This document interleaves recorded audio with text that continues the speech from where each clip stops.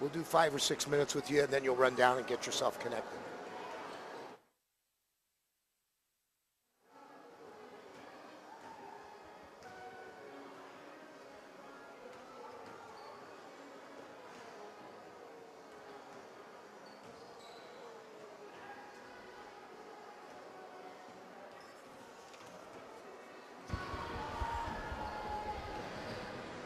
Good evening and welcome to a special basketball presentation on BayPreps.com. Tonight it is the West Catholic Athletic League Playoff Finals, beginning with the women's game featuring St. Ignatius and Archbishop Mitty, followed by the men's final involving Mitty and Sacred Heart Cathedral. I am Pat O'Rourke. With me is Harold Aubend, and we are joined. I have a special guest here in the pregame as we are joined by Jeremy Ballin from San Fran Preps. But Harold, first off, exciting matchup here between SI and Mitty. Not too surprising that these two teams are playing in this final game. Well, hey, they're the two best teams, and this is the rubber match. We'll see what happens. Mitty's got the size, but SI seemed to neutralize it in the last meeting, but a lot of people think Mitty is the favorite. Hey, they've won the last couple, and I would have to say, even though I've got them ranked lower than SI in the girls' state rankings, Mitty still has to be the favorite until someone beats them in this game. As I mentioned before, we've got Jeremy Ballin from SanFranPreps.com joining us here. And Jeremy, you were there for the last time these teams played when they met in San Francisco, and SI avenging an earlier defeat. What did you see in that game? The key is the SI guards. They actually outsize most teams with their guard play with Maria Kemiji-McDonald and with Caitlin Crowley. But Mitty is one of the very few teams that can match their size. But I don't know if they match SI's speed at the guard and their defensive pressure. Against St. Francis earlier this week, SI's guards just ate up St. Francis and played great defense. And they're allowed to gamble a little bit more because they have freshman center Josie Little in the middle who can alter shots. But again, Mitty has the size to compete with SI, absolutely. Okay, so your three keys then. What are the three key things SI has to do to win this game? Force turnovers. That was a big advantage for them in San Francisco to hassle the Mitty guards. With Kemiji-McDonald and Crawley, they forced a ton of steals against St. Francis earlier in the week. And, defense has been one of their strengths this season. Also, having a big game from Josie Little, a freshman in a big game like this, should be interesting to see how she reacts, but she's a great shot blocker, and she probably averages a double-double this year. So if she can stay on the floor and out of foul trouble, that's another big plus. And I'm not sure what tempo they want to force. So again, it'll be interesting to see a different game plan maybe from SI coming out. Well, Mulcairns told me before the game, he said the number one thing they have to do is they need to slow down Mitty's transition. And then he told me that as much as he likes Hayes and Lovely, he thinks Garner is the one that makes them tick, and they've got to contain her. But at the same time, he said that they've got to keep Hayes and Lovely from attacking the rim. And that's probably going to be key. If Mitty controls the boards and gets easy second shots, then it's going to be real tough on SI. And that's the key, is not only for Kemiji-McDonald and for Crawley to hit the boards as guards, even though they're kind of both combo players, but also Little on the boards. And SI's smaller point guards really do a good job of getting in there as well. So it's more of a team rebounding effort as opposed to Mitty's two big front court players. All right, so give us a score, Joe. I know you're a City homer, but that's okay. Give us a score, I'm not going to be making any predictions, but it's a whole different atmosphere. There's no home court advantage. The game is closer to Mitty, but the crowd will probably be balanced, so it'll be interesting to see. No score, huh? I'm not giving you any score. I'm not in the prediction game. All right, get down there and get logged into the internet. And thanks for coming on. Guys, Thank you very much. You did a great job. Thanks, Jeremy. Appreciate it. Jeremy Ballin, the editor of San Fran Preps, one of the up-and-coming young writers in the Bay Area, does an excellent job. Great stuff. Yeah, I like him. He's good. He's good. and he covers San Francisco pretty doggone well.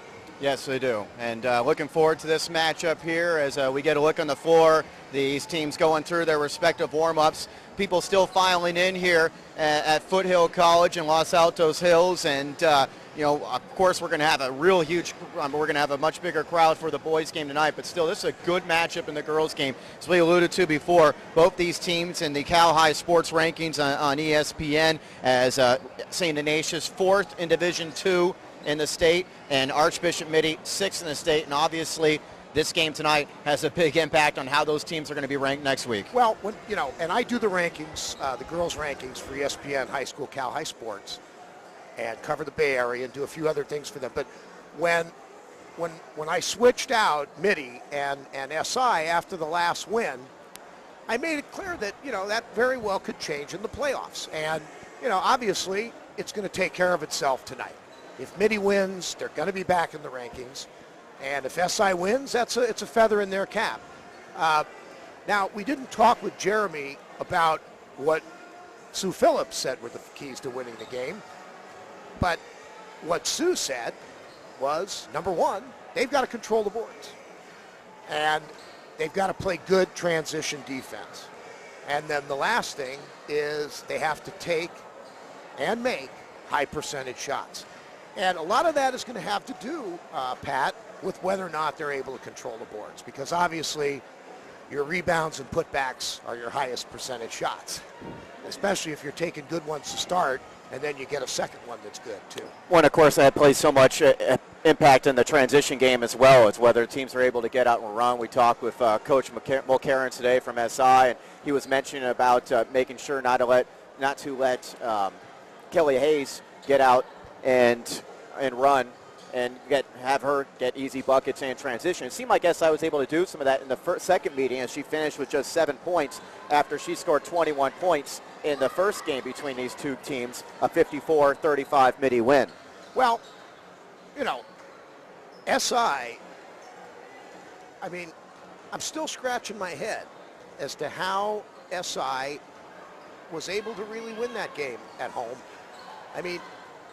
They don't have the size, but yet they seem to get it done. Mike is a great coach, and he gets the most out of these girls. They play really, really hard. Nobody played harder than I saw those girls play. Well, it seems like you're predicting a Archbishop Mitty victory here. Like I said, I have SI ranked higher because they won that game, and they were the better team, okay?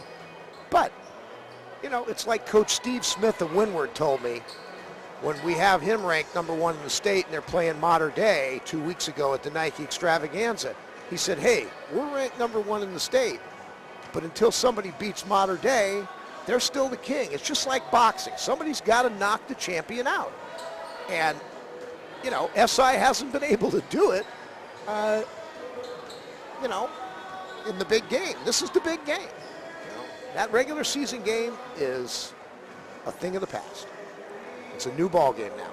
Oh, this is the rubber match between these two teams, Archbishop Mitty and St. Ignatius here on BayPreps.com, and we're a few minutes away from starting tonight's final. And again, the men's final will follow this one between Archbishop Mitty and Sacred Heart Cathedral. Very much looking forward to that game as well. If you're wondering about these two teams, getting back to the women's matchup, SI all-time is 1-1 in WCAL playoff finals, and Mitty is 4-3. So this is the 10th year of women's games in the WCAL, and Mitty's already looking for their 5th WCAL playoff final, and they've already won 3 outright championships, and this was their 3rd co-championship as they split the championship this year with St. Ignatius.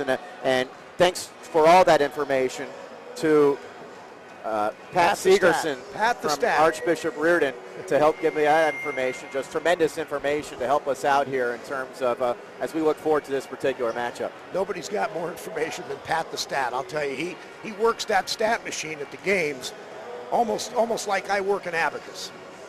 Well, he's got some great information for both of these finals tonight that he has been nice enough to share with me, and I appreciate that, as we look forward to this game. Again, 23-3 St. Ignatius. Archbishop Mitty is 20-5. Both these teams tied for first place in the West Catholic League with 11-1 records. The only losses to each other as each team won on the other's home floor. And as it should be, we get to see them play at a neutral site here at Foothill College. And it makes sense considering how tough home court advantage is in WCAL, particularly when you look at on the boys' side of things. WCAL can be very tough to win on the road. Hey, another advantage too for Mitty is, like you said, they're 4-3 in title games, and then if they had run into Sacred Heart Cathedral being the top team in the nation a couple of times, they would have won even more. And SI's only 1-1. You know, Mitty has the experience in the big game. You know, they've won 4 state championships, Sue Phillips has, so she's been there, and she knows how to coach in the big game. Now, I'm not saying that Mike Mulcairns doesn't, but Mitty has been there. Well, and it's comfort with the environment, too. I talked to Coach McCarron's off the air after we did our interview, and he was talking about how the familiarity, he wanted his team to get familiar here and with the shooting background and so forth in this overall gymnasium, because Mitty, of course, they won here last season when they beat Presentation on this floor. Well, yeah, I mean, that's what I'm saying. Mitty has played a lot of games here, and SI hasn't played very many games here. And so a lot of these things will factor into it, but this should be one heck of a ball game. I don't think SI is going to be intimidated, that's for sure. And this is one of a few championship games going on in the Bay Area tonight. The Bayshore Athletic League is having their playoff final tonight for both the men's and women.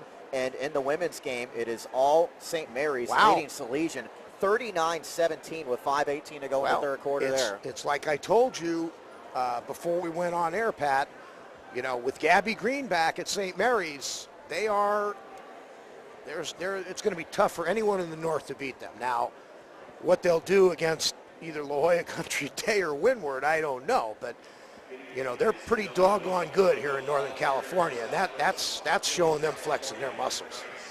And looking forward to this one. Hopefully won't get the lopsided game that we see is going on in the Bayshore Athletic League. I think we'll have a good matchup here between SI and Archbishop Mitty. I am Pat O'Rourke, and with me is Harold Aubin. Again, thanks to Jeremy Bowen for joining us from SanFranPreps.com as he previewed this matchup. And Jeremy working a full day covering 3 games today. This is the second of the 3 games he's covering. He was at the Menlo last second victory. Drew Edelman's tip in beat Mercy, and the Skippers went down again. But, you know, Menlo's a pretty good team too.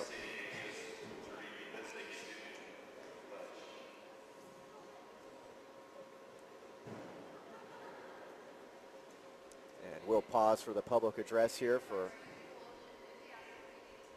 I think they're going to have a prayer, don't they, Pat? Seems like we'll have a pledge and then a prayer.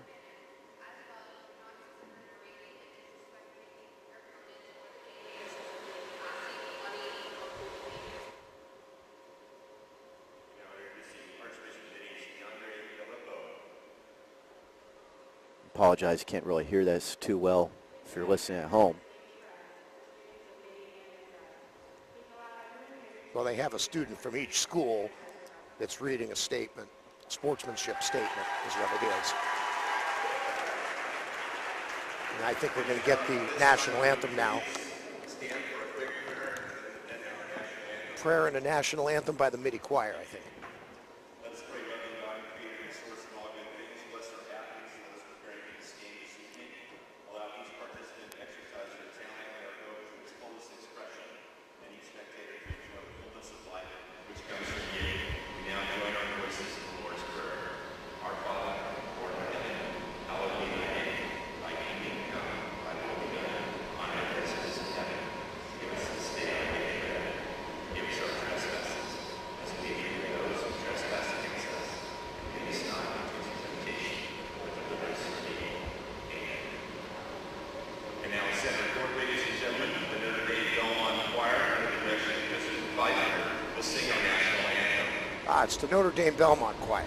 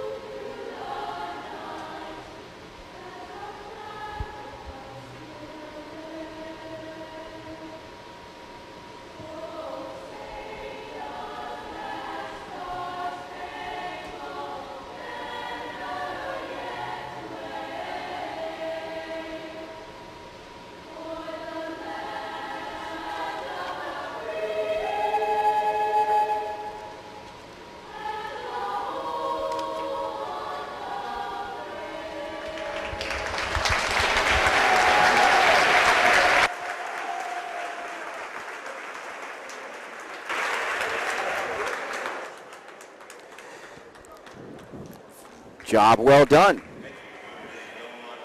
from the Notre Dame Belmont Choir. And we get ready for the starting lineups for this game tonight. Mitty is the number 1 seed. They were the number 1 seed because of a coin flip as these teams tied for the round robin championship with St. Ignatius. So they won that coin flip. So they're the number 1 seed, and they got a bye in the first round. So they only played the one semifinal game, did the Monarchs. And that was a 61-36 win over Sacred Heart Cathedral. As for SI, they defeated Notre Dame Belmont 52-30 in the quarterfinals. And then on Thursday night was a 59-28 winner. Very impressive win against St. Francis.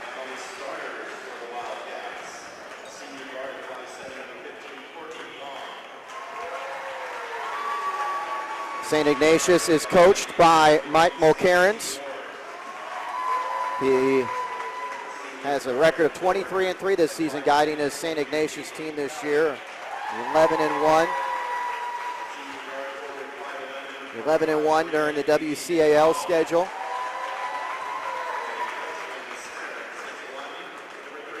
And the starters for the SI Wildcats: Courtney Gaughan is a 5'7 junior. Stacy Ward, a 5'8 senior. Caitlin Crowley is a 5'10 senior. Maria Kemiji-McDonald, a 5'11 senior. And Josie Little, the only non-senior in that starting lineup. She is a 6'1 freshman. And man, they're going to have a game from her, I think, because they need rebounding. And she played well. She played well in the game at SI that they won. Yes, she did. 10 points and 11 rebounds, a double-double for the freshman in that win, the game Harold is alluding to. Archbishop Mitty, 20-5, 11-1 they were in the WCAL during the regular season. They're going for their 5th WCAL playoff win, their final win. They're 4-3 in these WCAL final games. They're coached by Sue Phillips. What a job she's done over the years. It's a team that's won 7 the last 9 CCS titles. The starters for Archbishop Mitty consist of Vanessa Garner, a 5'8 junior. Amanda Lovely is a 6'2 senior. Kelly Hayes is a 6-foot senior. And Kaylin Simon is a 5'9 junior. And Margaret Sun is a 5'9 senior. Garner, Lovely, Hayes, Simon, and Sun, the lineup for the Monarchs. Coach Mulcairns of SI, when we talked to him earlier today, mentioned how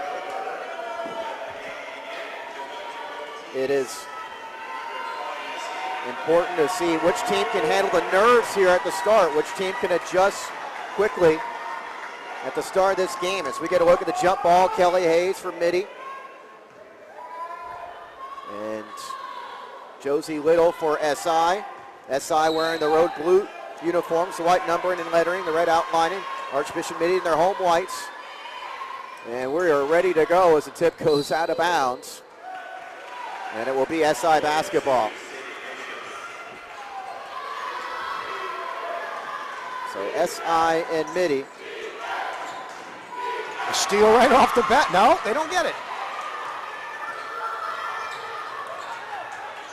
Missed shot underneath. Josie Little's got it and puts it back up and in. Speak of the devil.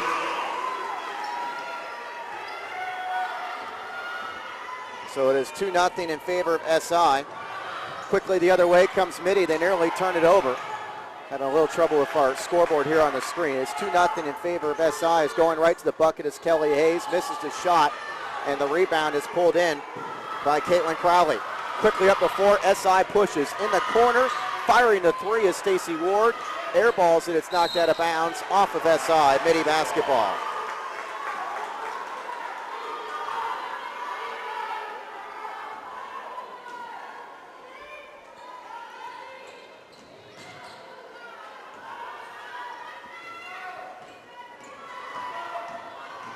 Pushing for the Monarchs.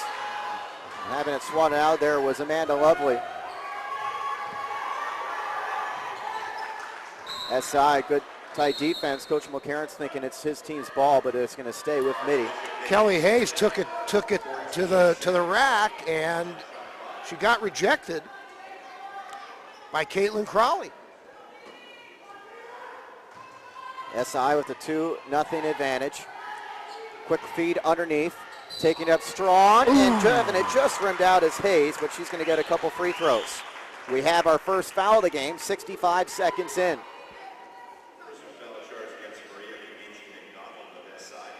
First team foul. Goes against Kemiji-McDonald. So here is Kelly Hayes, a 71% foul shooter on the season. And this one rims out. Hayes averaging 14.7 points per game, 6 rebounds, 2.5 assists, 2.2 steals. Very impressive numbers for the Monarch sophomore. Solid player. And the second one misses as well, but it's knocked out off of SI.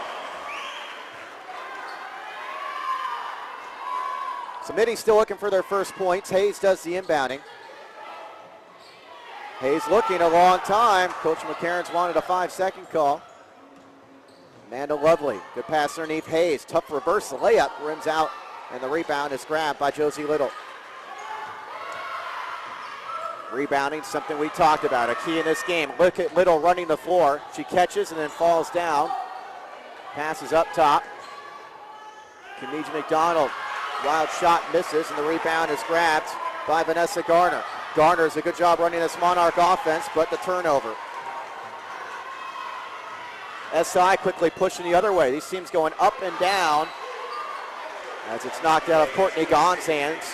It will go out of bounds, and it will stay with SI. Minute 42 into this game. Inbounds underneath to Josie Little, and Little is fouled. So, Harold, you mentioned her as a key to this game. She's already got their only bucket, and now she's going to the free throw line. She's been very active. Coach Mulcairns is happy with that because she's come out strong.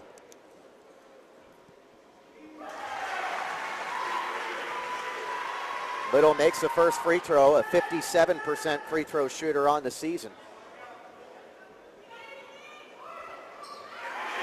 You wouldn't know it by those two, so it's 4-0 SI. Here come the Monarchs. Kelly Hayes goes right to the rim and scores, and Mitty's on the board. And a steal.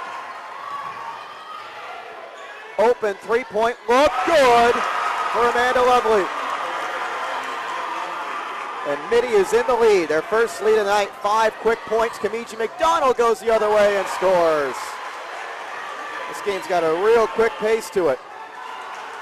The first meeting these teams had a quick pace, and it was an 18-17 Mitty lead after one quarter. The Monarchs turn the ball over here on a double dribble.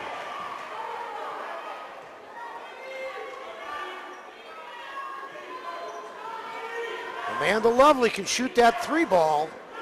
If they leave her open, she'll take that shot. Oh, all leather. Courtney Gaughan has it blocked out there, and the loose ball is pulled away by Sun. Gives the Monarchs an opportunity to push. The pass is kicked as Vanessa Garner pushed it in the front court.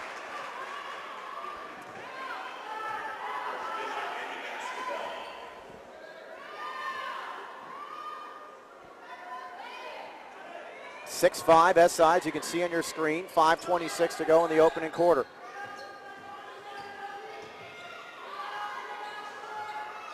Jumper misses, and Josie Little pulls in the board.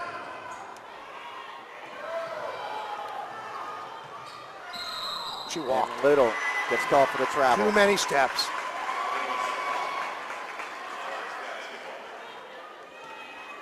They don't want her handling the ball up there, that's for sure. She needs to get the ball down low. She's not going to be very effective handling the ball up near the circle.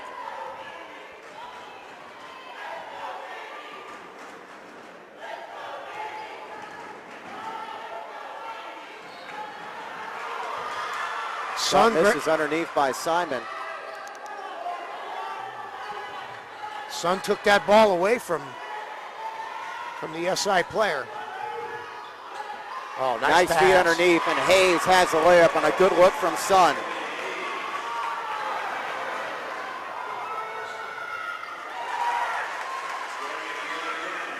Stacy Ward on that one, Pat. Ward For has her SI. first bucket, and SI is back in the lead. It's nip and tuck right now. Well, these teams are really getting up and down the floor. 4:25 to go in the opening quarter.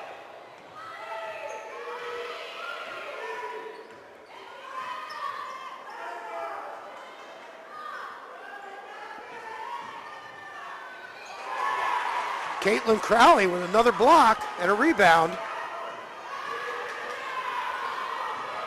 Pull-up jumper by Kemiji-McDonald scores. That was nice. Timeout by the Archbishop Mitty bench. SI is up by 3. Not too many girls can stop on a dime and pop like that. That's a nice move.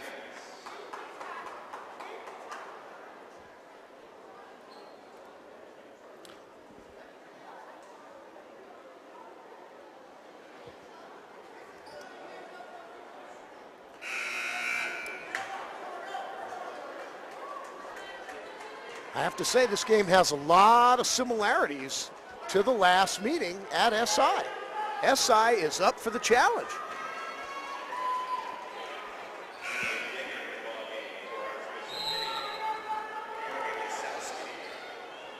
Apologize if the problem with the graphics right. There we go. It is SI in the lead up by 3. See how Mitty does out his timeout. Vanessa Garner has it over on the high left. Working against the SI man defense.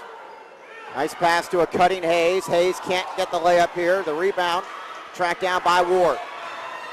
SI wanting to push again. Caitlin Crowley kicks it out. Kemiji-McDonald misses the 3. Long rebound tracked by Garner. Garner to do everything guard. The 5'8 junior goes right to the bucket.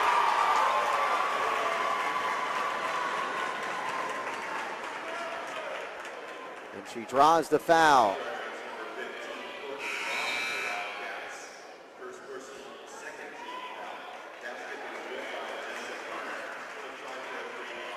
Once again, Coach Mulcairn said that Garner's what makes them tick, and they've got to stop that. Coast to coast. She didn't convert the three-point play, though. And the rebound goes out of bounds right in front of the SI bench, and it's going to be Mitty basketball.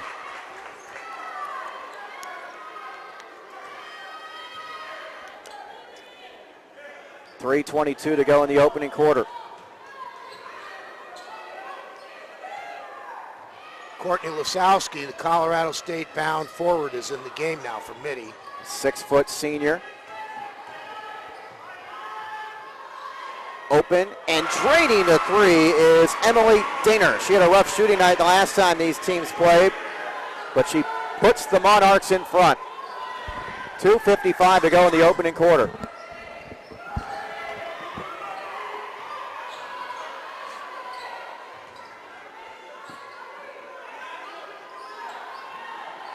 Little on the baseline. Bad pass, intercepted by Garner. Garner wants to go right to the bucket, and she turned on that extra gear and went right by Crowley. That's 2 coast-to-coast baskets for Garner off turnovers in the last minute. And the pass is knocked out of bounds, and the pass by Courtney gone. Mitty's on a 7-0 run since that timeout called by Coach Phillips.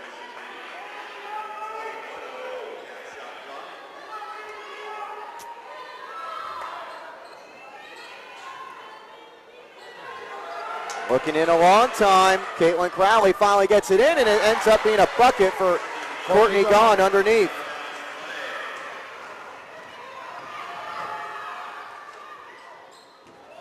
Going right along the baseline and missing is Kaylin Simon, and the rebound is pulled in by Kemiji-McDonald.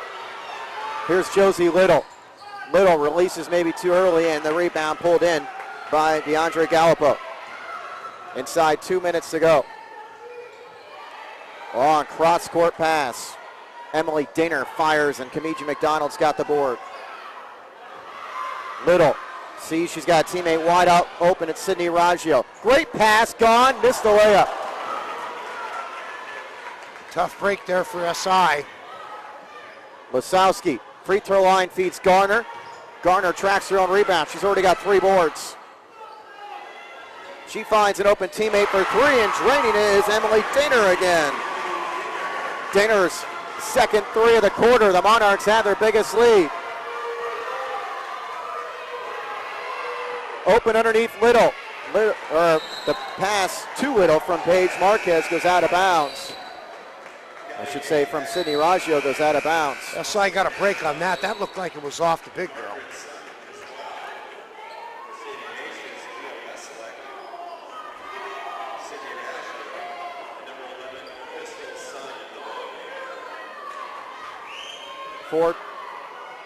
Three turnovers on SI, 2 on Archbishop Mitty.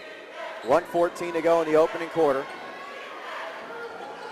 They haven't needed a shot clock in this one, as firing and missing is Caitlin Crowley. Battle for that rebound, and Kelly Hayes pulls it away. Wide open underneath. Good pump fake by Dinner. She misses off the glass. The rebound knocked out. Off of Mitty. Now we've got a foul here, Pat. 20. We got a foul.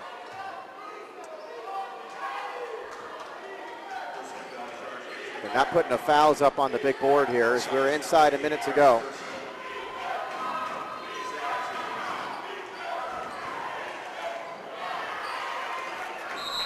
Caitlin Crowley had that shot blocked, but then as Lovely grabbed the loose ball, she hit the floor and gets called for a travel.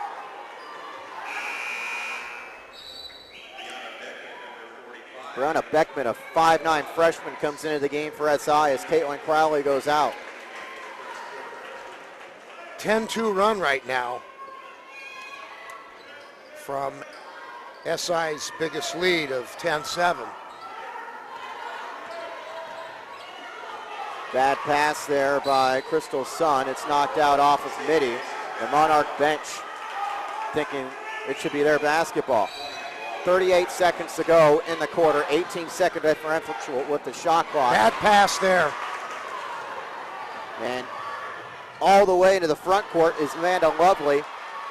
And now there's a tie up on the floor. We're going to have a jump ball. And the possession will keep it with Mitty.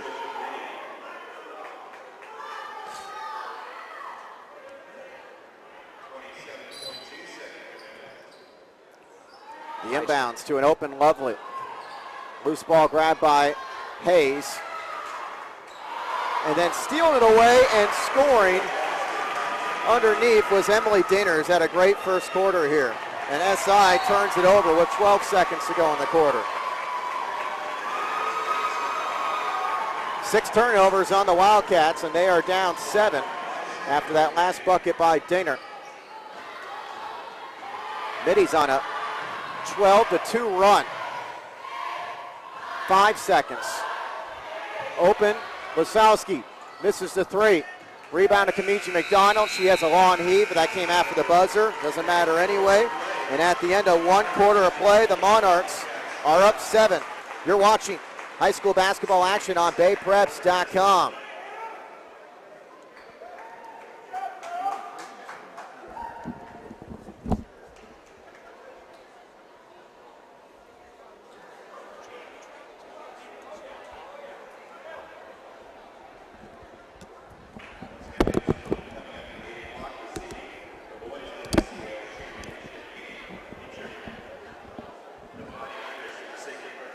Well, Pat, I'll tell you, Mitty, they turned it on. They turned it on. That's all I can tell you. 12-2 run after they were down 10-7. They did it by creating turnovers and controlling the glass. Yeah, and they really responded out of that timeout when they were down 10-7, and it seemed like momentum was starting to go SI's way. They were able to quickly get down the floor, get a lot of easy buckets, and set up with some rebounding as well. 11-9, they out-rebound SI in that opening quarter. SI committed 6 turnovers compared to 3 for the Monarchs. 8 points already for Emily Daner. For SI, Maria Kemiji-McDonald and Josie Little each have 4. We are underway in the second quarter. Bad pass again for the Wildcats. They have struggled taking care of the ball the last 3 or 4 minutes of this game, as going right to the bucket and scoring from the left side is Vanessa Garner, her 3rd field goal. And Mitty keeps adding to their lead, a 9-point advantage. That's 3 coast-to-coasts for Garner. She's got 3 steals in the game. Kemiji-McDonald holding a long time. Crowley. Bounce pass underneath, feeds Little, and Little is fouled.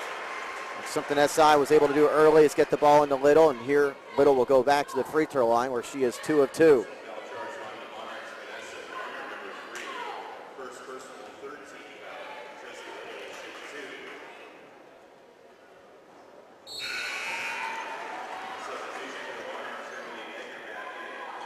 Emily Dinner back in as Kelly Hayes goes out.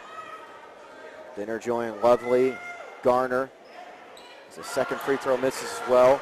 Sun also out there along with Kaylin Simon. Here's Amanda Lovely kicking out. Here's Garner for a 3. It's off the mark. Caitlin Crowley's got the board for SI.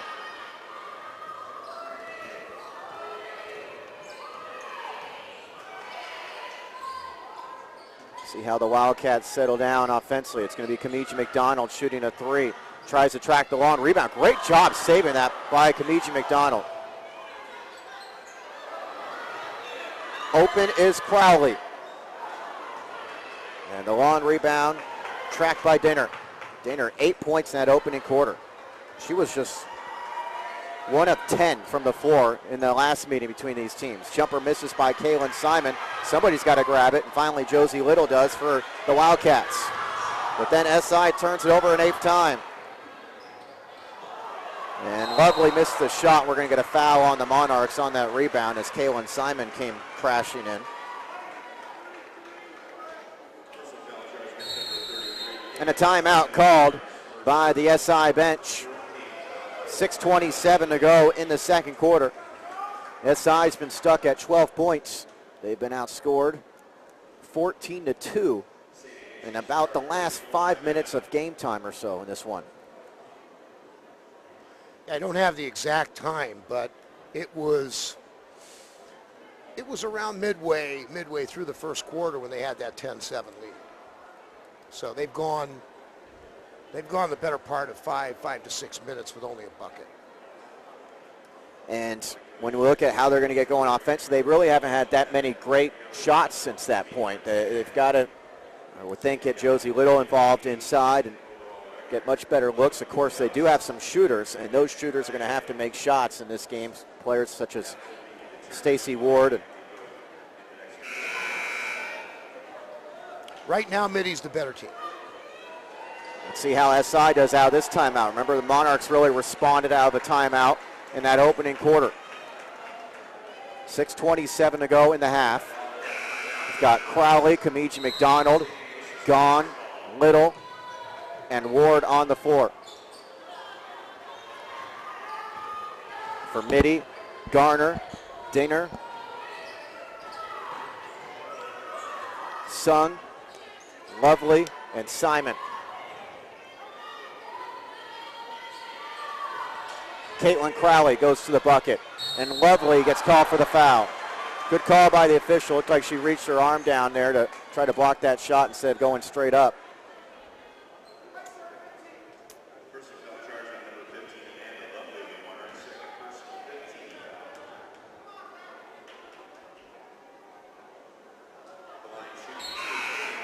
So Crowley misses a free throw, and SI is 0 for 3 from the line this quarter. Wasowski's into the game. It's Lovely goes out. It's 5 team fouls on Mitty, by the way, 2 for the Wildcats. Second one also misses, and it's picked up by Sung. SI has got to do a better job here. They just Wasowski. gave up an easy basket. Garner to Wasowski. Quickly the other way, Stacey Ward misses the jumper, and a foul on Kemiji-McDonald. That's going to be the second one on Kemiji-McDonald.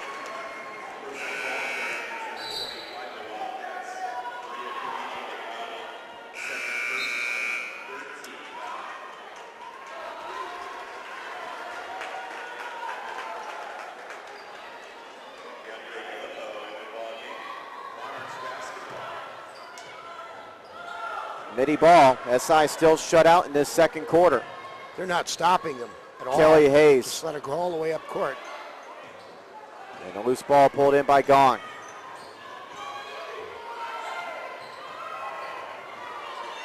Pull-up jumper by Crowley. No. Josie Little.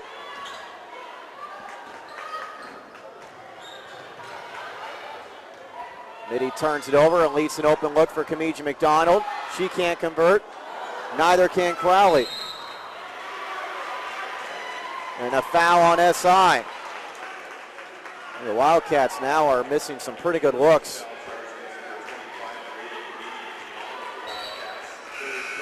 And now Kemiji-McDonald just picked up her third foul with 5:17 to go in the half. Big trouble. Sydney Raggio is going to check in, a freshman for the Wildcats. So mark it down, 23-12, 5:17 to go in the half. Kemiji-McDonald goes out with 3 fouls, and Kelly Hayes gets a couple free throws.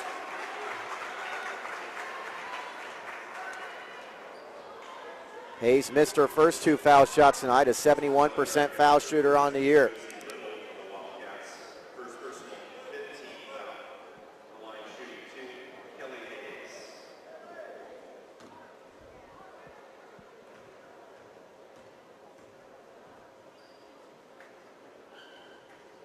And she makes the first one.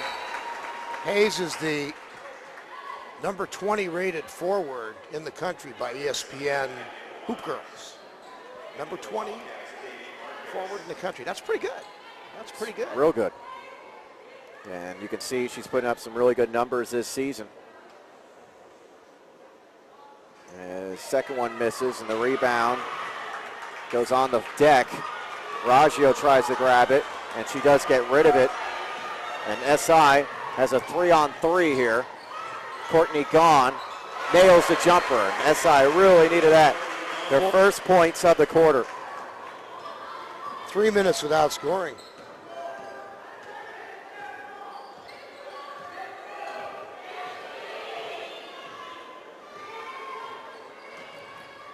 Kelly Hayes on the pick and roll has it deflected and taken away.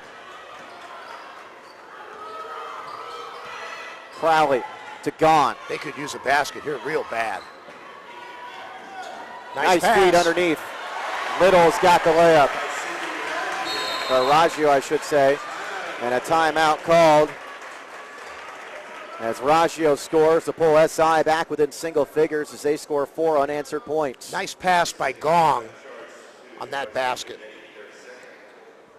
She needs to be more active. She had a big game against Mitty in the first game. In the second game, Pat, at SI. Gong had, I believe, 14 points, if I'm not mistaken. Yep, 14 points on 4 of 7 shooting. So they need production. They need scoring production, and they're not getting it right now. Hence, an 8-point deficit. But they're not out of this game by any means. Only down 8. They were once down a dozen. Mitty basketball. SI applying the full court D. Kelly Hayes.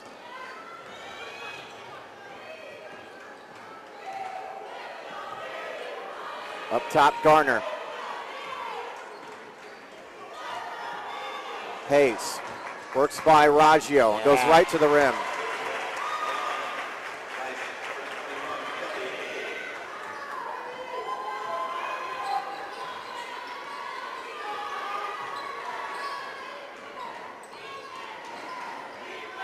Courtney Gahn. The rebound to Dinner. Dinner has 8 points all in the opening quarter.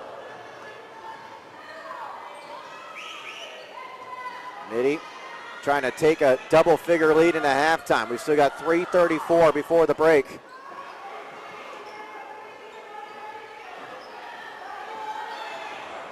Pass to Hayes. Surrounded by a Wildcat, she'll kick out to Garner. Garner finds an opening and scores. Nice move. It's back to a dozen, Pat.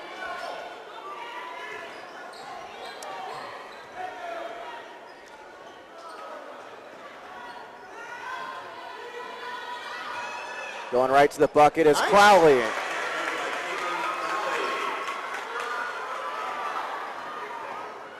Inside 3 minutes to go in the half. Dinger wants another three. She's made two, misses.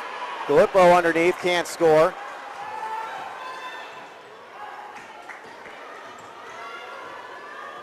So SI can get back within 8 here. Crowley pulls up for the jumper over Hayes. She scores and Count draws the basket and one.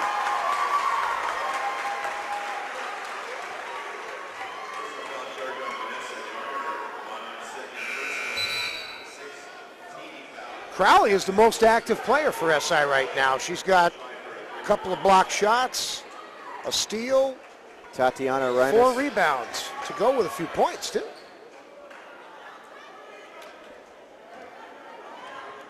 Tatiana checks in for SI. Mitty makes their share of substitutions as a free throw rims out. She's missed 3 free throws this quarter, though. SI 0 of 5 as a team in the quarter.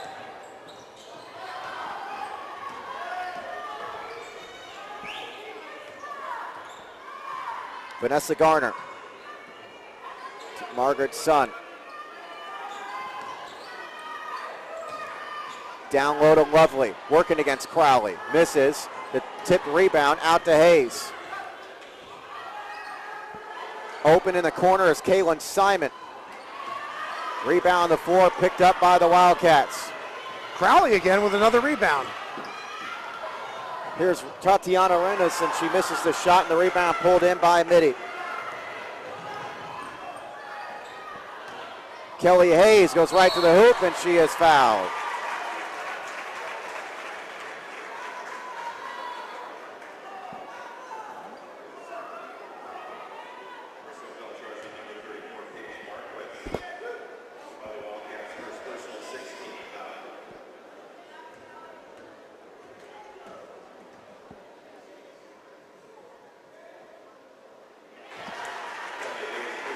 She got the bounce on that one.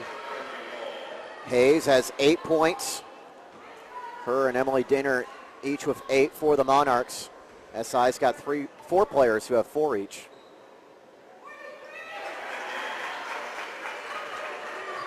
Back up by 10. 1:43 to go in the half.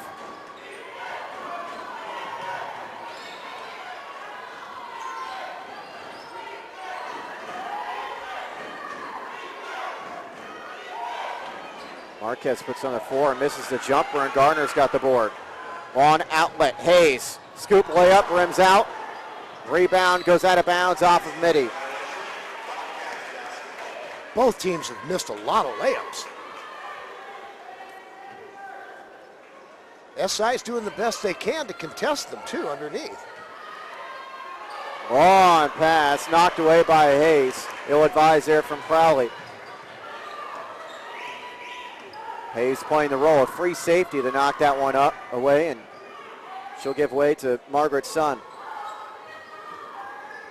Feed it underneath. Wide open and scoring is Amanda Lovely. From Hayes.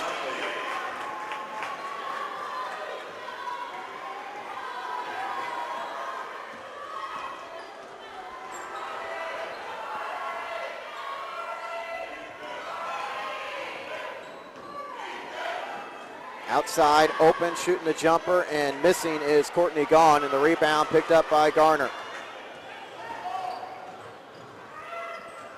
Garner goes right along the baseline and has it knocked out of bounds. 28 seconds to go in the half, 22 on the shot clock for Mitty. Monarchs looking for their 5th win in a WCAL playoff final. They're 4-3 all-time, SI 1-1 all-time. Pass deflected and caught by Crowley. Shot clock is off. Mitty was down 3 early,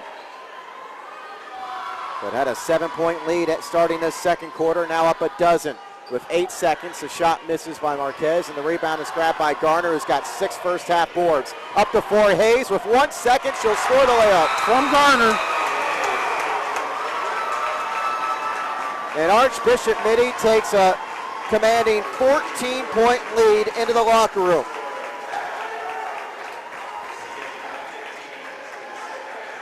$27-10 from the time they were down by 3. They have certainly taking control of this game. Now we're going to have Doug Benton from NorCal Preps as our halftime guest, and we're going to get his take on what's going on, and he'll tell us a little bit about NorCal Preps and what they do. They're part of the Rivals Network. Excellent job on coverage in NorCal and recruiting. So we've got Dougie coming up here, and we'll see what he has to say about this game. And we'll go through our statistics here in a moment as well.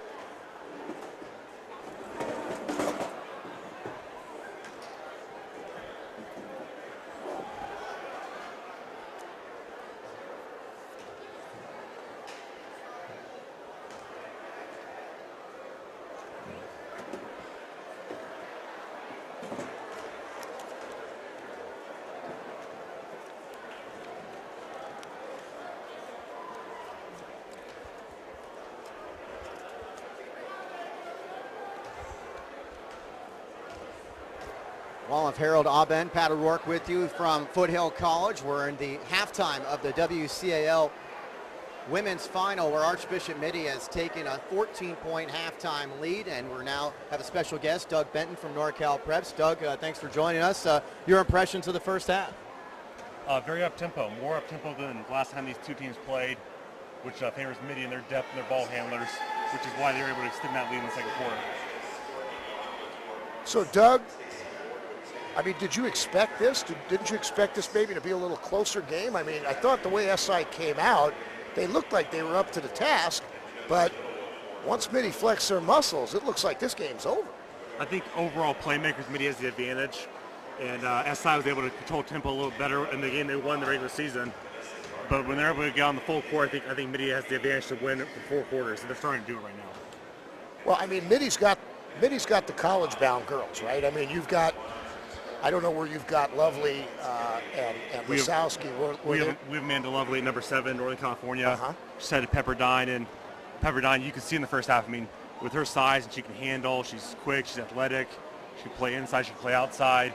It's just a really good gift, Pepperdine, and really gives Mitty another dimension that not a lot of teams have in this area.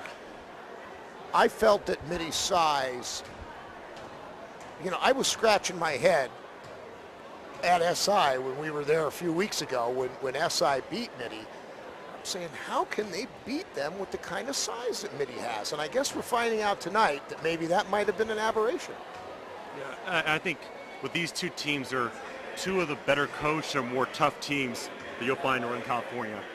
And, you know, playing at home probably helped SI last time, but it's with those two combinations, you're never out of a game. So, I mean, SI could easily play a run here in the third quarter, make this a little more interesting down the stretch. What do you think it would take for SI to come back in this? They probably slow down tempo, play a little more of their game, get in the half court. Maria's got to get a little more productive, stay out of foul trouble. That shows in the first half. They just got to start making shots. You know, they didn't make a lot of shots in the first half, and they have to be able to start matching Mitty with scores to cut down this lead. So if people want to find out who's ranked, you know, boys, and you do mostly, you do girls and the boys, but people want to find out who's going where, who's ranked in the class, etc. They can find out on NorCal Preps, correct? Yeah, go to norcalpreps.com. We rank players starting their sophomore year, top 40 in Northern California, and follow them and where they're going to go to college once they finish high school. Doug, you do a great job, young man. You know, you put on the miles, you know, you walk the walk, you're at the games, and I think that's what's important. Do you feel that do you have to see these kids, or do you take secondhand information also? We feel you have to see the kids. You know, it's you can't see everybody in a region this big, and the way high school's set up, you try to see as many kids as you can in many different situations to see how they're going to compete against players of different size, different ability, different athleticism, and where they best fit if they're able to go on and play collegiately. Now we saw, jumping over to another game, St. Mary's is spanking Salesian right now in the girls' game. Gabby Green's return, I mean, can anyone beat them in Northern California, D4? It's going to be really tough. Salesian looked like probably the best contender. They played him pretty tough in Gabby's second game back earlier this year, but, you know, St. Mary's is really well coached under Nate Fripp, They have a great system, lot of good depth, and they look to be rounding into form, going to playoffs, and making another run at a state title game. Very quickly, and then we're going to let you go because we know you got to get back to work. The boys' game. Any thoughts about the boys' game? I think we can only hope it's as good as the first two were. Two really good teams, two teams who could easily find themselves in NorCal title games come March. Good talent all the way around, both well coached. It should be a great game at the end of the night. Well, Doug, like I say, Doug is just like Jeremy Ballin. Doug is one of the up-and-coming, I think, one of the top high school sports writers in Northern California. Does a great job, and the guy walks the walk. That's what I like. The guy is at the games. If I'm at a big game, I know he's going to be there. Thanks for coming on, Doug. Thanks a lot, guys. Thanks, Doug Benton, for joining us here at halftime. It is 34-20 in favor of Archbishop Mitty, and we'll have some halftime statistics for you in a moment. We'll take a break on the audio side. You're watching coverage from the WCAL Finals on BayPreps.com.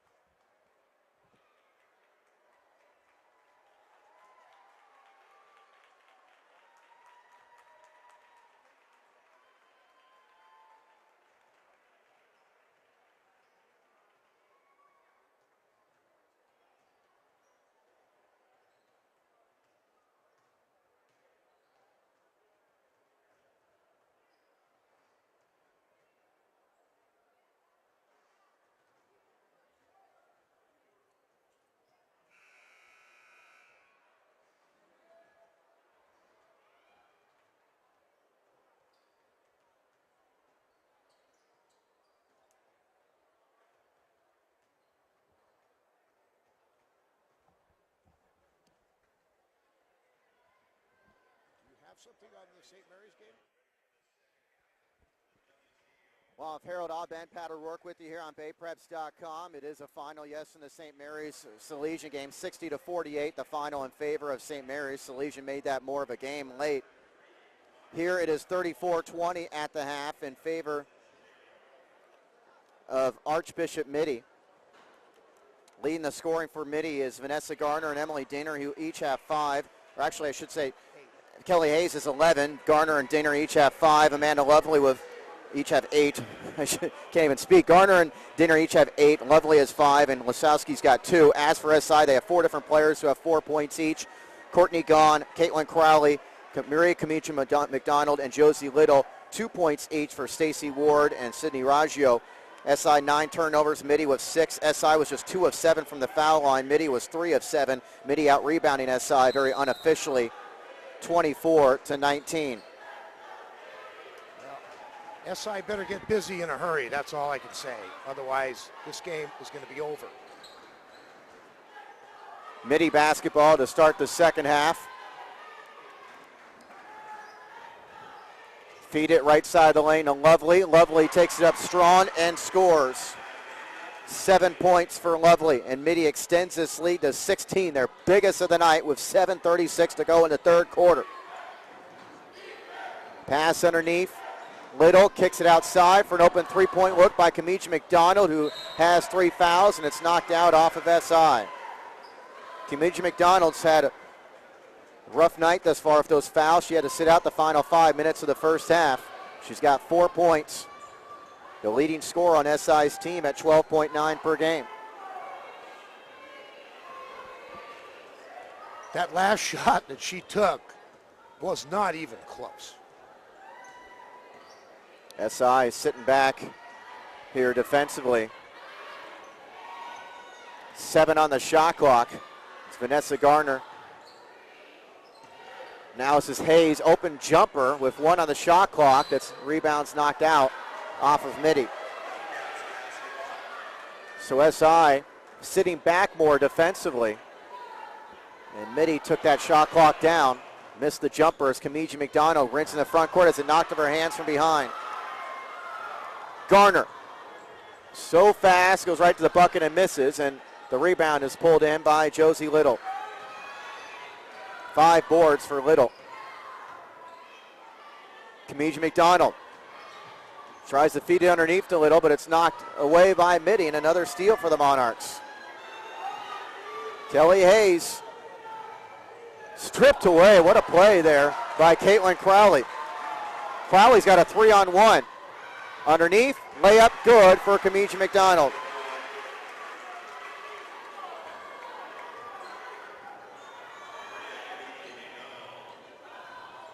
So SI within 14. Can they put a big run together in this second half? The men's final follows this one, Mitty and Sacred Heart Cathedral. Cross-court pass, open is Garner. Kemiji-McDonald's got the board for SI. She's trying to pick it up, Pat. She has to. Without her, they really are not going to have any chance of coming back in this game. She's really got to pick it up. She's the only player that averages in double figures for the Wildcats. Crowley working against Hayes. Steps back for the jumper. Misses. Kemiji-McDonald misses on the rebound. It's knocked out off of Kemiji-McDonald.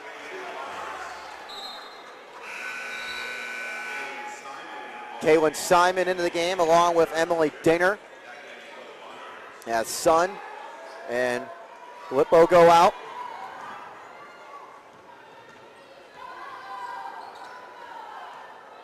Garner runs the point.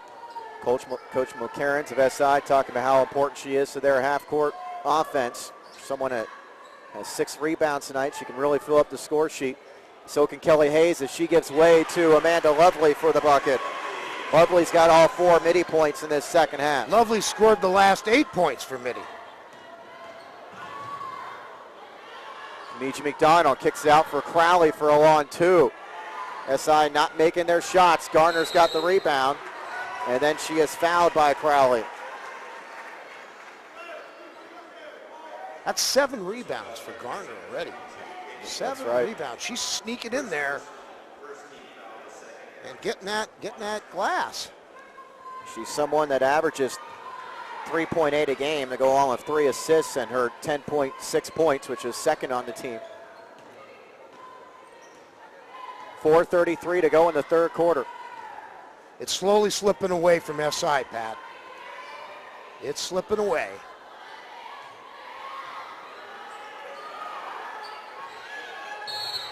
A tie up on the floor, and the possession arrow will give it to SI.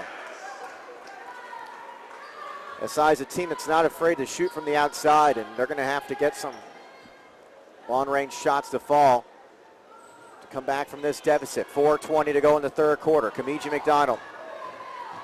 She goes right to the bucket, and it's swatted out of there by Hayes. Hayes averages 1.4 blocks a game. That's what we used to call in the old days a leather ball. 100% leather. Inbounds for SI, and the missed shot by Courtney Gaughan. Wildcats have had some good looks. So has Emily Dinger, who drains a 3. Oh, my goodness. The lead is up to 19. 3 threes in the night for Dehner. She's got 11, and Archbishop Mitty, who had a 14-point lead at the half, has extended that lead here in the third.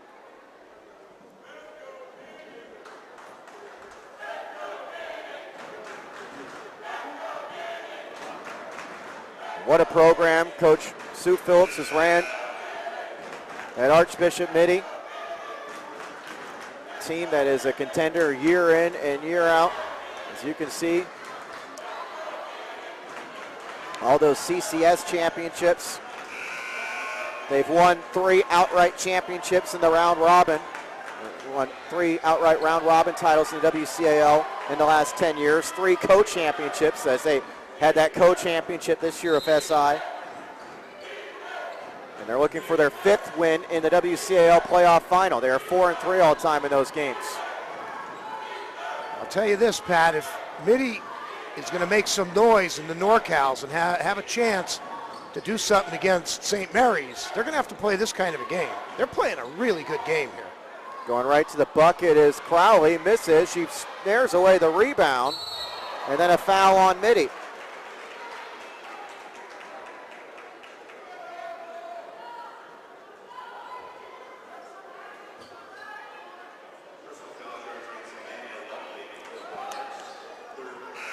That's 3 fouls on Lovely. And the 6'2 senior is going to check out as Courtney Wasowski is into the game. Also, DeAndre Gallipo is into the game for Kelly Hayes. Kemiji-McDonald finds Crowley. Another long 2 for Crowley, and she nails it. Crowley's got 6. Garner pushes it up and then slows it down, realizing it didn't necessarily have a good look to go for there. Up top, Kaylin Simon wants a 3. The rebound to Kemiji-McDonald. 7 for Kemiji-McDonald. 3 minutes to go in the third quarter.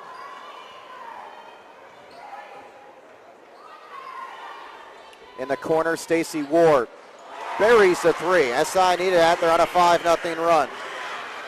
First 3 of the night for Ward. 2:41 to go in the third quarter.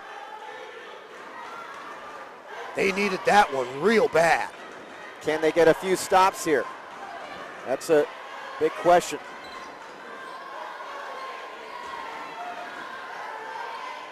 Shot clock down to 6 with Garner up top. Garner crosses over, steps inside the lane, wildly misses the shot. A battle for the rebound. It's a tie-up, and the possession arrow will keep it with Mitty.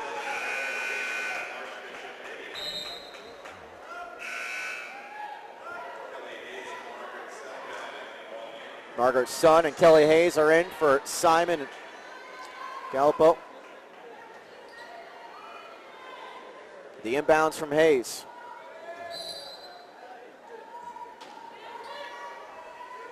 Archbishop Mitty hoping to win both the women's and men's championship or WCAL playoff finals tonight.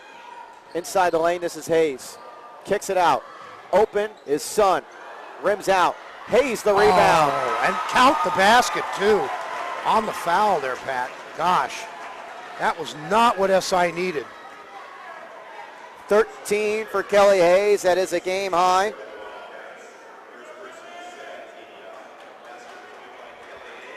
And a 6-foot sophomore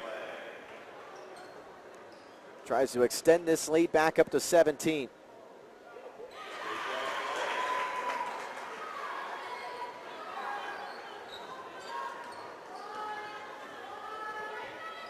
.157 to go in the third quarter.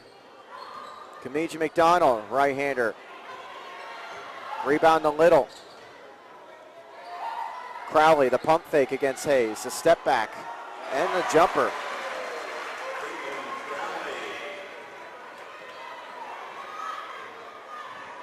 .137 to go in the third quarter.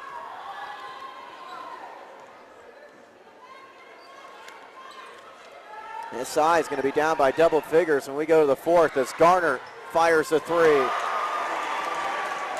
First three of the night for Vanessa Garner. She's the third Monarch player in double figures. Biggest lead of the game now, Pat. 18.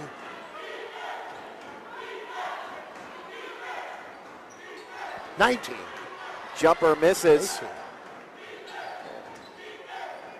as Stacey Ward shoots it high off the glass, and the rebound is knocked out of bounds off of Mitty. It will stay with SI. Oh, correction on that. That's correct. They were down 41-22. Sorry about that. Lovely comes into the game as Wasowski checks in. Margaret Sun also out as DeAndre Galpo checks in. Inside a minute to go in the quarter. Josie Little, freshman.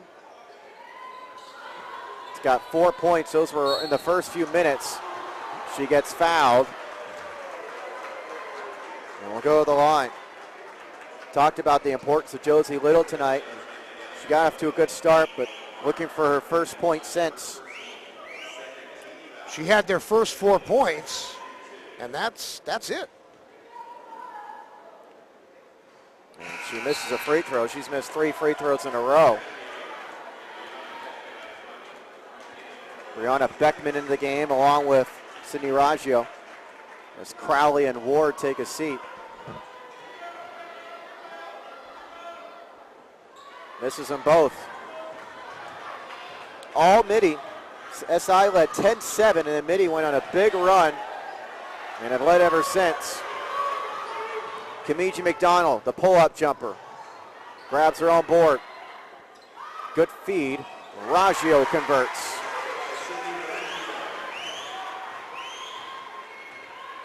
.25 seconds left in the quarter. The shot clock is off as SI cuts the lead down to 16. Mitty will take it. We're up 14 at the break.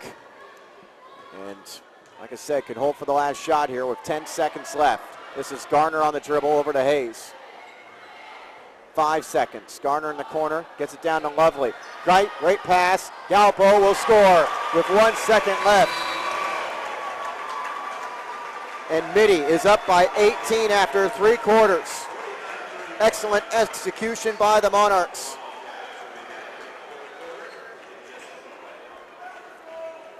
They outscore SI 15-11 in that third quarter.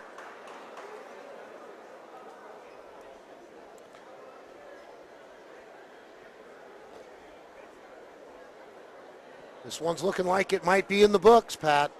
Well, and our guest at halftime of the men's final, Mitch Stevens, from Max Preps, has tweeted out talking about what you were discussing, the Division II field in NorCal, which is going to include Mitty, Carondelet, St. Mary Stockton, and SI. And saying that SI better be better than this showing.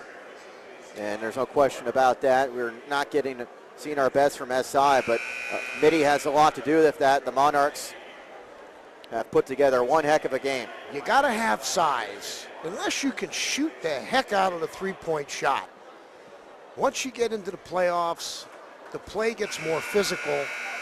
The officials let things go a little more. You've got to have size. And right now, SI is being out physical, period. They're being pushed around, and that's why they're down 18. At this point, they've got to make this game respectable going into the CCS. That would be, that's got to be at least one of the goals, that they've got to finish this game firing on all cylinders. They can't get blown totally out of here. And of course, many are going to be expecting these two teams to play in that CCS Division II final, as Courtney Gahn has a chance to score off the layup, and the ball gets knocked out of bounds off of Mitty, although it looked like it might have hit Gahn in the foot.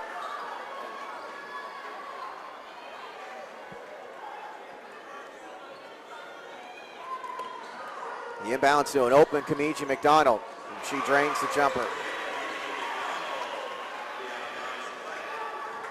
Kemiji-McDonald's got 8 to go along with her 8 rebounds. We're just underway in the fourth quarter. Mitty is led by as many as 19. Vanessa Garner wants another three.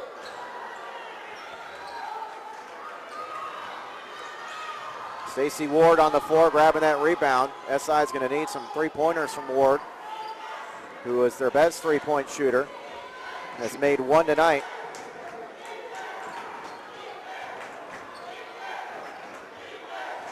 Mitty's defense has not allowed too many open looks. Here's Josie Little to Kemiji-McDonald. One on the shot clock. Got to get it up here. She does, and it rims out. Up the floor, Kelly Hayes again. Count it.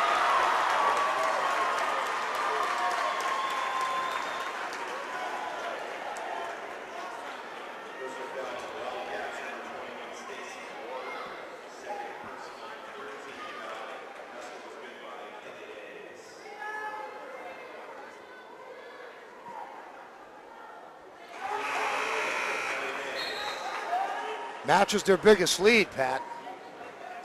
Yes. Now I'm right. Yeah. Hayes, a couple three-point plays the old-fashioned way in this second half. She's got 17. 6:49 to go. The rubber match between these teams has gone all Monarchs. It's Josie Little. The freshman can't score. Rebound picked up by Crowley.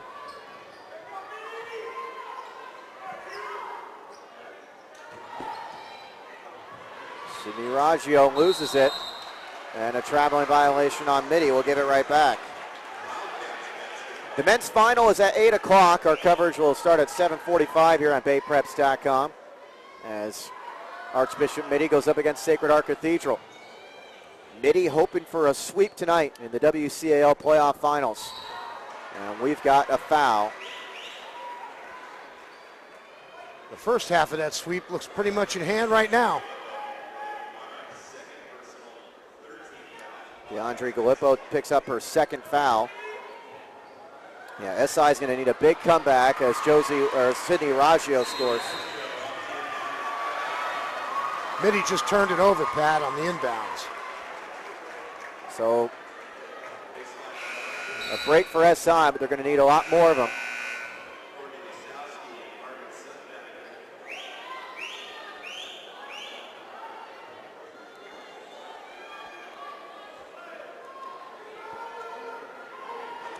The inbounds goes to Raggio, who scores and gets the foul. Yeah. No run here. So 4 unanswered points for Raggio. And now she can cut this lead down to 14 with a free throw.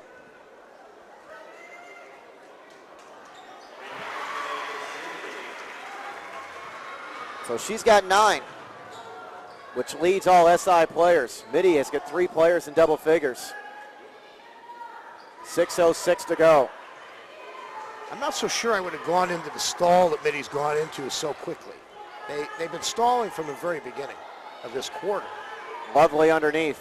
Nice move there. That was a nice move on that one, Pat. So Lovely in double figures. Kemiji-McDonald. One-handed pass finds Crowley. And that one went halfway down and rimmed out. We used to call that the old toilet seat back in the playground days. 5.5 minutes to go. SI's hopes being flushed away in this final. Here's Hayes. Over Kemiji-McDonald. SI has only been as close as 14. Crowley just loses it. It gives way to Gone. Misses badly. Kemiji-McDonald the board, the score, and the foul. So she's in double figures.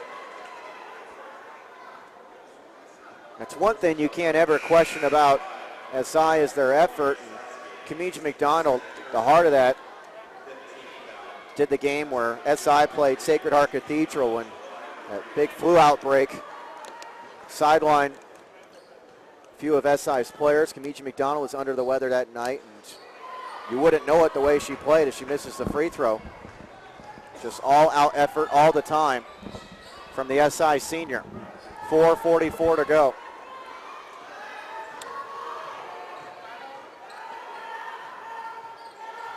Mitty running some clock off and losing out of bounds is Vanessa Garner. Like I said, Mitty went into to almost like a prevent offense right from the beginning of this quarter, and it's taken them out of their rhythm for sure. And we've got a timeout on the floor with Mitty holding a 14-point lead and 4:35 to go.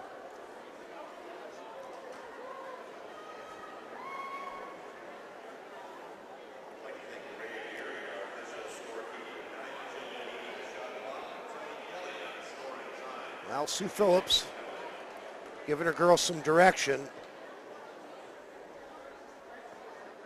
She's nearing 600 career wins, 4 state championships for Sue Phillips. She knows what she's doing. Yeah. Last one in 2008. Correct. Great career. They've won 7 of the last 9 CCS titles. They are looking for their 3rd straight WCAL playoff win.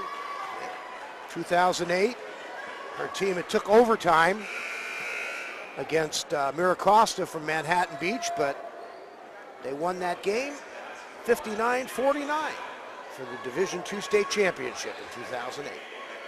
She'd sure like to get back there again, but it's a rough road, I'll tell you. St. Mary's is very good. 4:30 to go.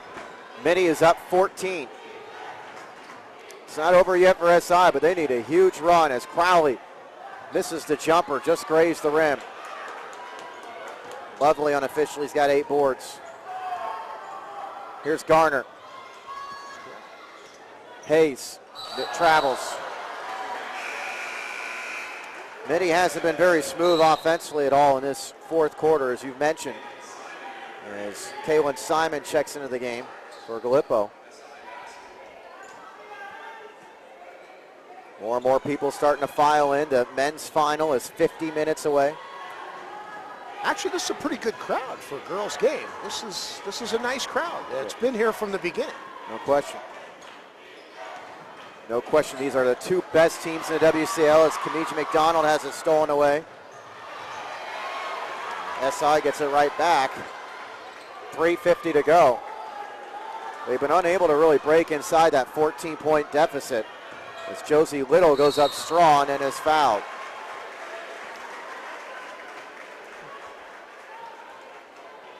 Little is going back to the free throw line where she's missed 4 in a row. It's time to put a couple home for the freshman.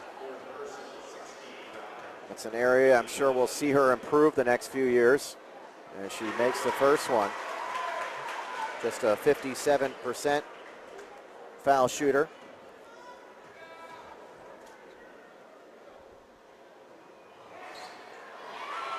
The rebound again to Lovely.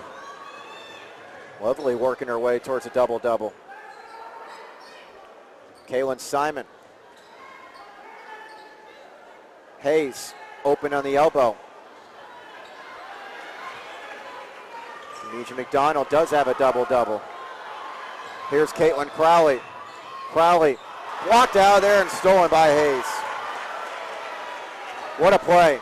Hayes going to try to finish it as well, and she draws the foul. She blocked it, she rebounded it, she took it coast to coast, and she's going to the line for a deuce for 2 free throws.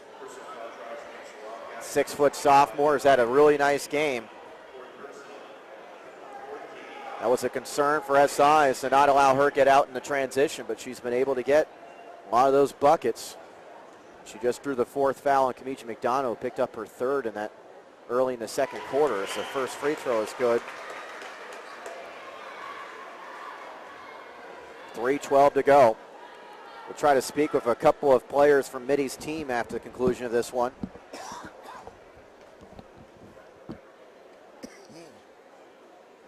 Makes them both. 100% cotton. 3:08 to go. And a double dribble.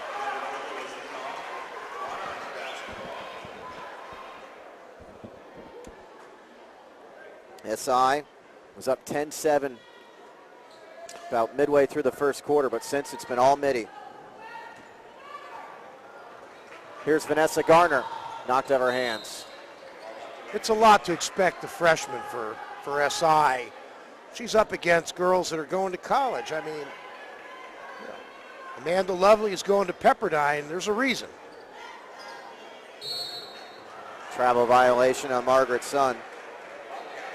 Kelly Hayes is a D1 level player. We know Courtney Lasowski's going to CSU. That's correct. She didn't even start this game.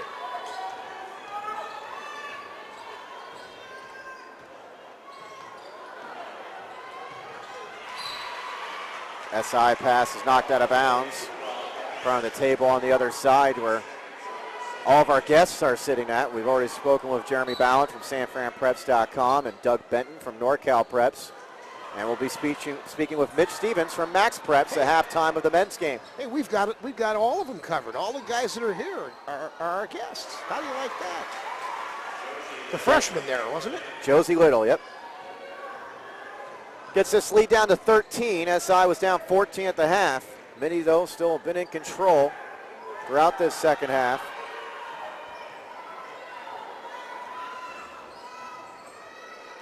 Vanessa Garner.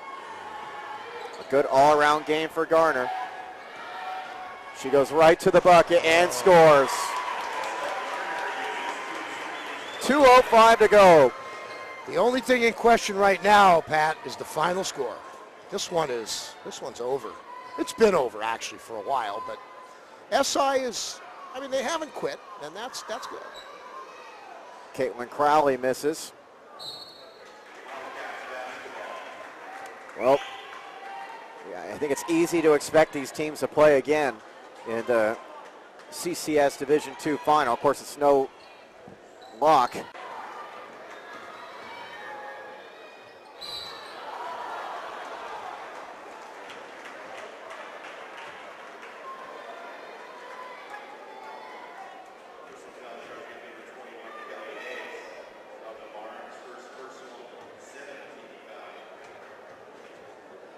Caitlin Crowley goes to the line.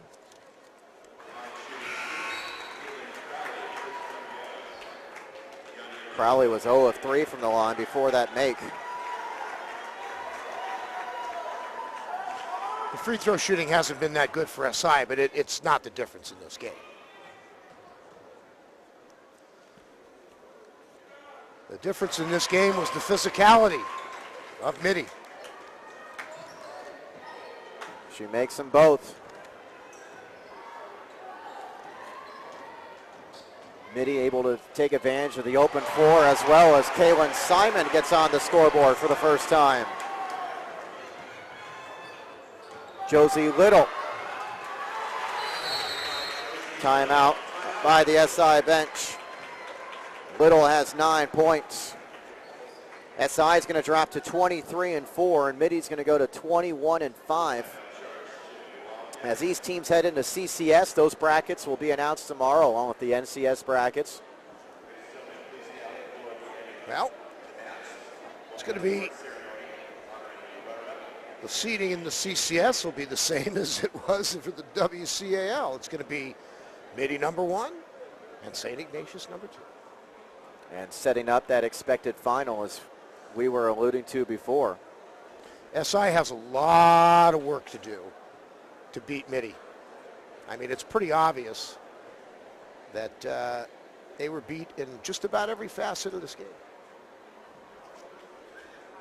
Yeah, they're a team that just, things were going okay those first 3, 4, 5 minutes, but after that it was that Mitty really put it on and particularly got a lot of points, easy points in transition. Well, and a lot of it was Vanessa Garner. You know, when they were down 10-7, she took over Dinger hit a couple of long ones, but Garner took over the tempo of the game at that point. And they've controlled the tempo ever since.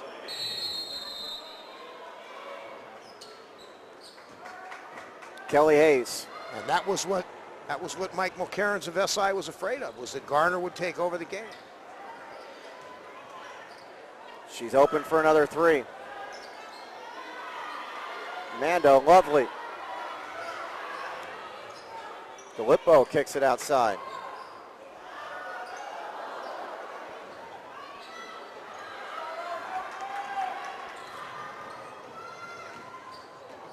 .30 seconds left for SI. And an air ball. It's going to go to Mitty with 24 seconds left, and they can run out the rest of this clock.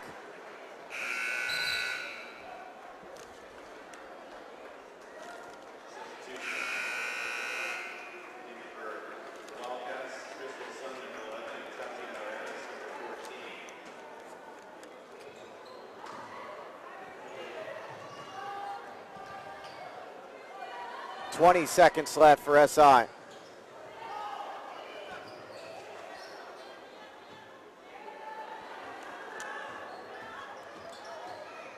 Pass deflected out of bounds with 9 seconds left.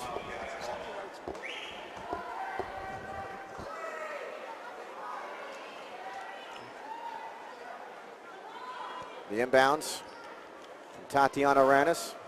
Ranis inbounds to Raggio.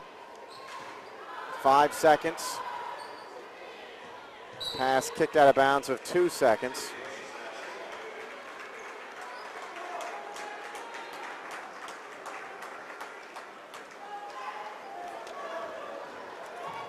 Long heave at the buzzer, misses by Crystal Sun. Congratulations to the Archbishop Mitty Monarchs. For the 5th time in school history, they have won the WCAL playoffs.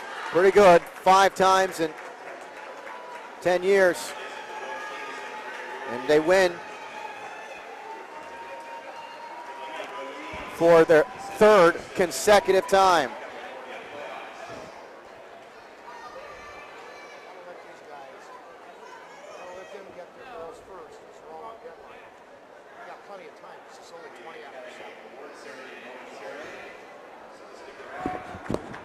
We're going to have the award ceremony.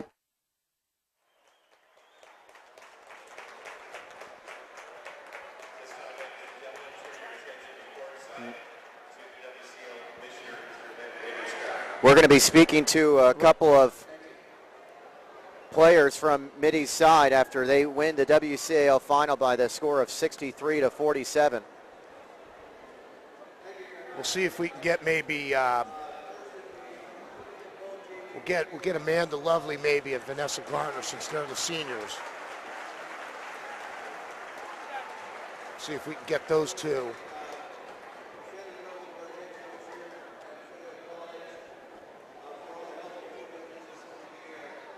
You want those two, Pat, or do you want me to bring up Kelly Hayes?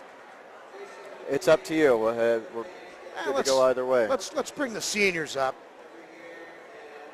Vanessa Garner had an excellent game. She took the game over, like I say, at the crucial point, and SI really never recovered. And Kelly Hayes, I believe she had a double-double.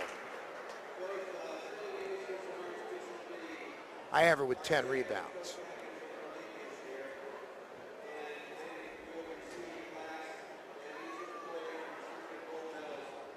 Actually 11. I have her with 11 rebounds, Pat.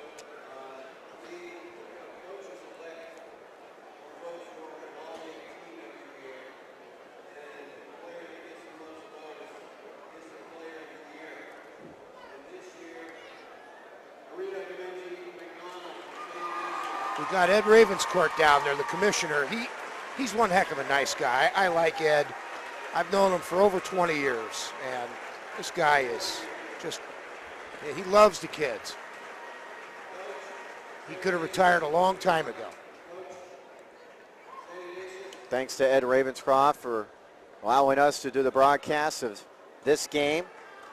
as Archbishop Mitty and St. Ignatius tied for the round robin title, but Mitty ends up winning the playoff championship. Thanks also to Jason Levine for his help, as well as Shannon Rosenberg here at Foothill College for helping us get set up.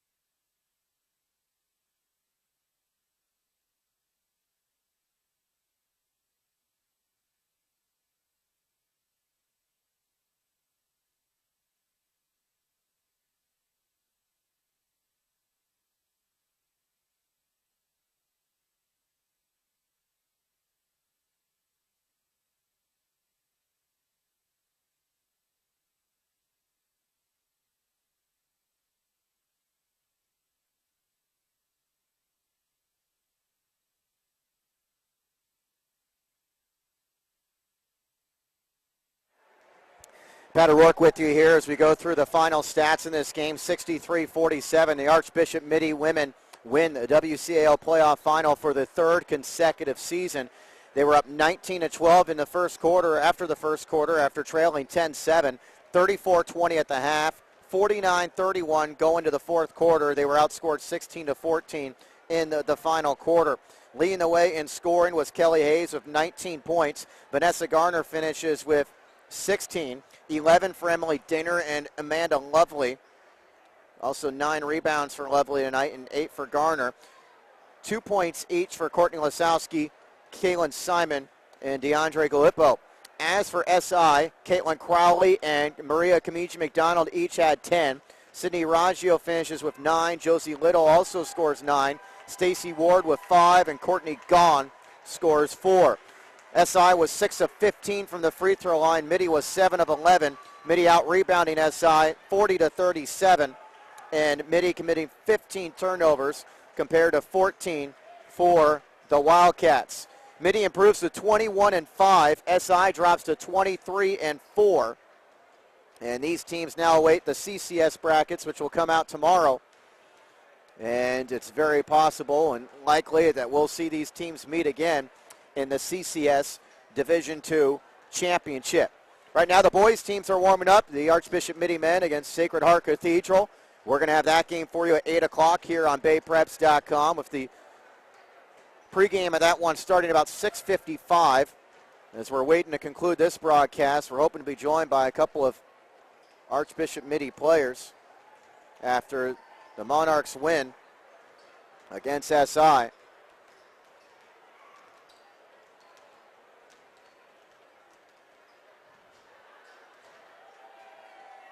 Game that Mitty was in control of from the start.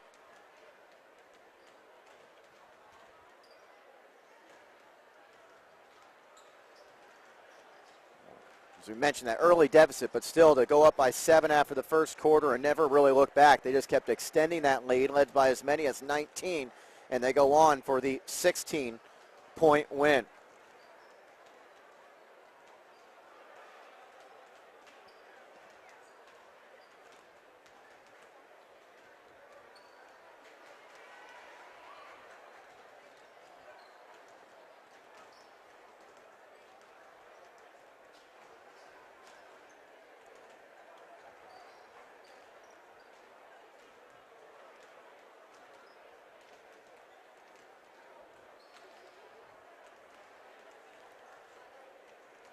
We're going to sign off for a moment, and then we're going to be joined by Mitty's, a couple Mitty players, we hope, before the start of the men's game. 63-47, the final. Archbishop Mitty women win the WCAL playoff title for the 5th time. You've been watching high school basketball action on BayPreps.com. Keep it right here. We'll be back with you in a moment.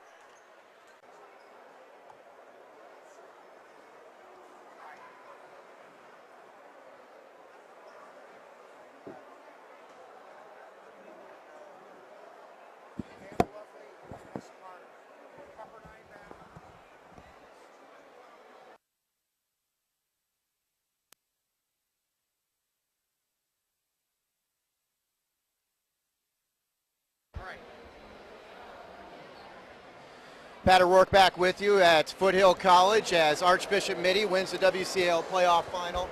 As we're joined by a couple of Mitty players, and Amanda Lovely and Vanessa Garner. And ladies, congratulations on the win. Amanda, I'll start with you. What do you think was the key to the victory?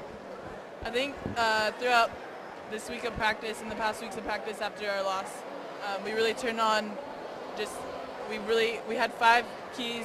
Defensive transition was one of them. That was one of our big things because we wanted to stop them. We wanted to take high percentage shots and make them.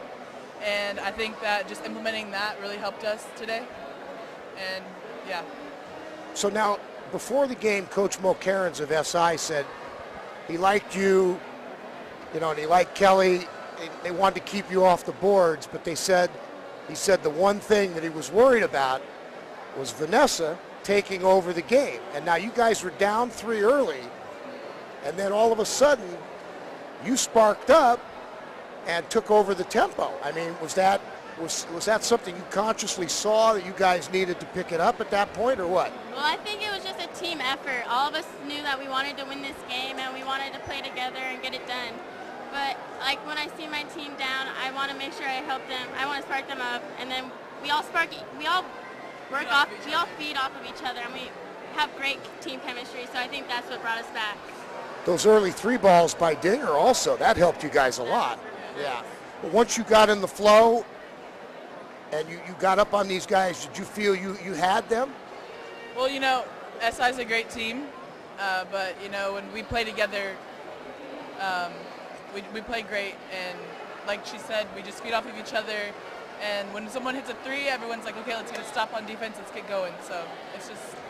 So was this one of the better games you guys played this year?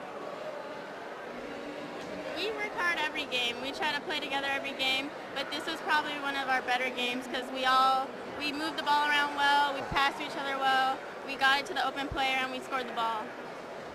So playoffs now coming up. You guys are going to be the top seed, so got to take care of business, right? Yeah, we look forward to playoffs. Okay. Yeah. All right, thank you, girls. Thank you very much. Congratulations on the win. Congratulations. Thank you very much. Thanks to Amanda Lovely and Vanessa Garner for joining us here in the postgame. 63-47. Archbishop Mitty for the 3rd consecutive year wins the WCAL playoff final, and thinking we're probably going to see them play SI again in CCS. Well, it's like I told you near the end of the game. There's probably no secret that Mitty is going to be the top seed, obviously.